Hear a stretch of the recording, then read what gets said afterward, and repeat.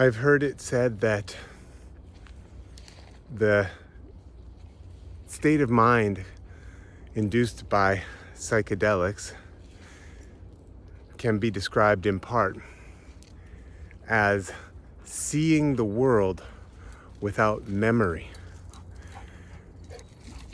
So what most psychedelics do is actually compromise the brain's ability to be in the past or be in the future, which, by the way, tends to be where all your problems live.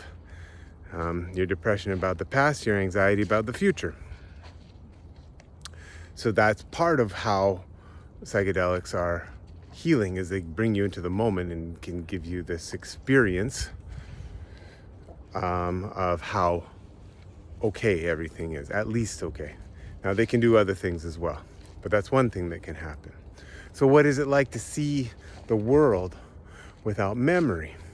Well, what the human brain does is kind of normalize everything.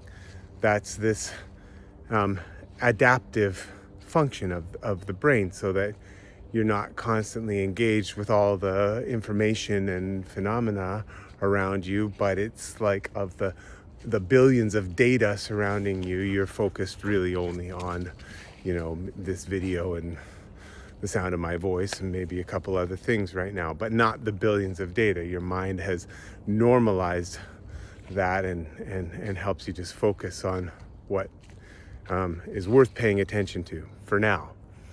But in the psychedelic state, everything is new, so that adaptive process is kind of suspended. And then, you might come across a tree and some pattern on the bark that absolutely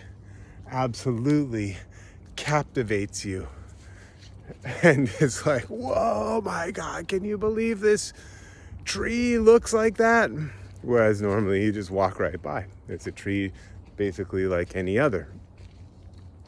But if you really pay attention with your sober mind, if you bring your sober mind to full attention and silence, something similar starts to happen.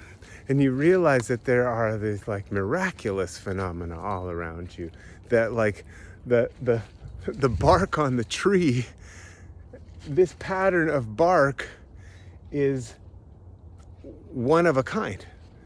Actually, there's no other pattern that's exactly like that anywhere in the universe. And this plain old tree becomes this singular expression of the creative energy of the universe.